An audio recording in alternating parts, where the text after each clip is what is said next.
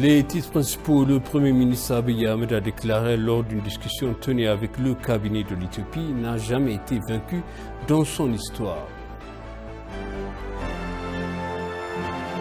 L'ambassadeur Redouane a mentionné que quiconque se livre à des activités illégales sera tenu responsable.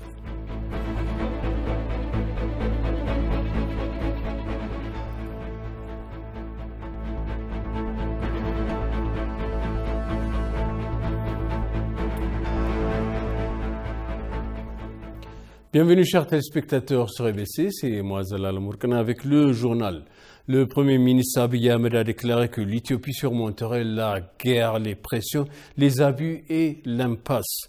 Le Premier ministre a fait ses remarques lors d'une discussion sur une nouvelle tradition tenue au cabinet du Premier ministre intitulée « L'appel à l'existence et la lutte pour sauver le pays ». Le temps est proche où l'Éthiopie surmontera la guerre, les pressions, les abus et l'oppression. Il a apprécié que l'Éthiopie surmonterait la guerre, les pressions, les abus et les pressions du monde, tout comme l'Allemagne, la Corée, le Japon ont été testés et secoués par le cendre. Le temps est proche et l'Éthiopie partagera sa misère passée avec d'autres pays. Il a conclu que les travaux étaient en cours pour cela.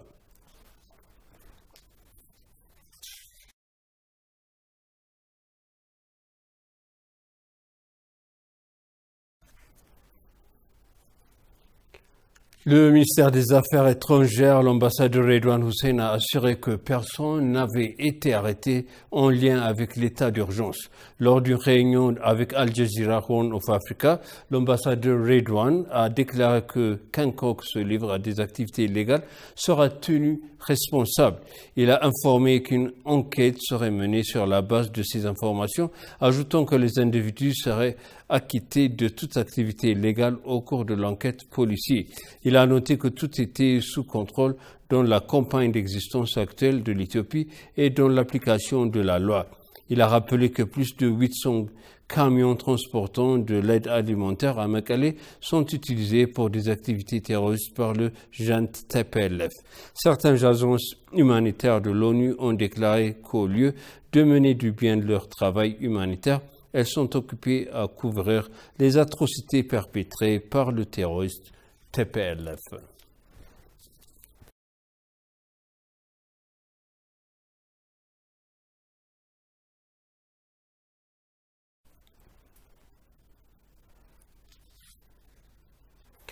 L'état d'urgence oblige les Éthiopiens à porter des cartes d'identité nationale selon les rapports de Reuters.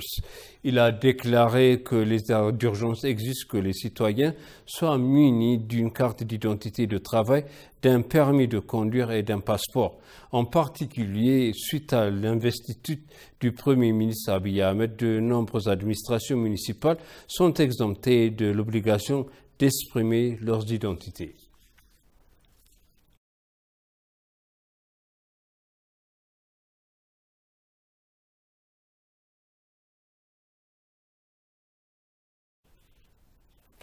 Des précautions sont prises pour s'assurer que les Tigréens innocents ne soient pas victimes du programme du JNT-PLF, a mentionné le ministère de la Défense, le Dr Abraham Belay. Dans une déclaration à l'ENA, le ministre a expliqué que les défis sécuritaires de l'Éthiopie provenaient des forces internes et externes qui s'employaient à détruire et à affermir les pays de plus de 100 millions d'habitants affaiblis. Les escorts ont annoncé leurs intentions de renverser le gouvernement éthiopien et démocratiquement élu et de mettre en place leur propre gouvernement fantoche qui ne serait pas accepté par le peuple. Le docteur Abraham a déploré que le gouvernement éthiopien travaille sans relâche pour assurer la sécurité du pays et de tous ses citoyens. Il a informé que les terroristes faisaient de leur mieux pour aggraver la crise. Notre unité et notre force, a réaffirmé le docteur Abraham. Nous maintiendrons l'unité de l'Éthiopie dans notre lutte pour la souveraineté et la paix, a-t-il ajouté. Il a également remercié ceux qui soutiennent les efforts du gouvernement éthiopien pour assurer la paix.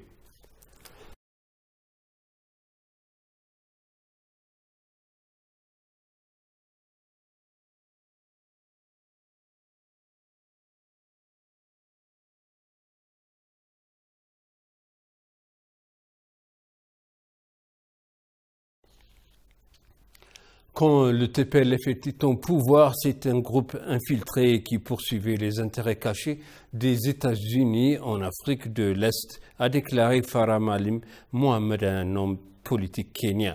L'ancien vice-président de la Chambre des représentants de Kenya est connu pour sa position anti-impérialiste. Farah Maalim Mohamed a parlé à OBN de la situation actuelle en Éthiopie. Il a noté que le TPLF était un groupe terroriste luttant pour une identité africaine. D'autres occidentaux, dont les États-Unis, ont utilisé les médias pour exhorter leurs citoyens à quitter l'Éthiopie en signe qu'une guerre par préoccupation contre l'Éthiopie. Il a déclaré que le peuple éthiopien devrait renforcer son unité et protéger la souveraineté du pays en empêchant les ingérences étrangères négatives. Il a également appelé le peuple à soutenir le gouvernement arrivé au pouvoir par le vote populaire.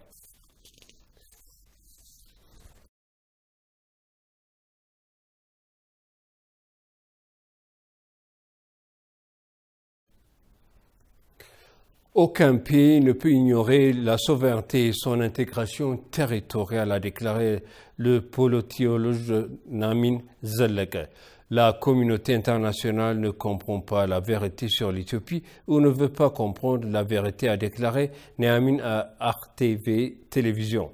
Il a noté que le groupe s'était efforcé de perpétuer le processus démocratique du peuple en entraînant et en déployant des centaines de milliers de combattants au cours de 2 dernières années à la suite d'un soulèvement populaire. Selon Namin, les médias occidentaux ont diffusé une fausse propagande selon laquelle la génocide est perpétré par des partisans du terroriste TPLF à l'extérieur du pays. Les rapports de CNN et Reuters sont sans fondement, a-t-il déclaré.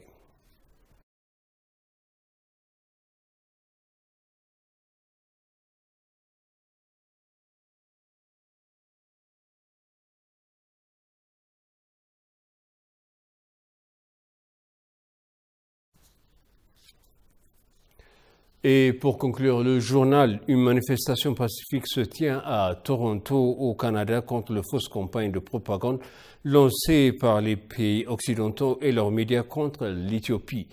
Brano Tekle Michael, membre de l'association éthiopienne à Toronto et dans les environs, a déclaré que l'événement se tenait au consulat des États-Unis à Toronto, au Canada. Des membres de la diaspora de Hamilton, Mississauga, Brampton, Ajax, Scarborough, Kitchener et d'autres villes canadiennes participent à la marche. Les manifestants utilisent les médias aux États-Unis, au Canada et dans d'autres pays occidentaux pour lancer une campagne contre l'Éthiopie. Des représentants de la diaspora éthiopienne au Canada et d'autres invités devraient s'adresser au rassemblement. Il a déclaré que les manifestants étaient une démonstration de soutien de la diaspora à la campagne de survie du pays.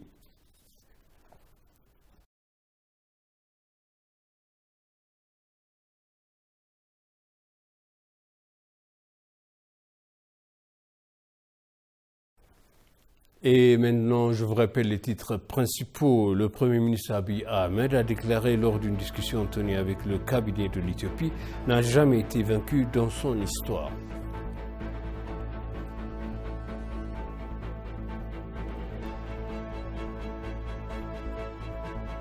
L'ambassadeur Redouane a mentionné que quiconque se livre à des activités illégales sera tenu responsable.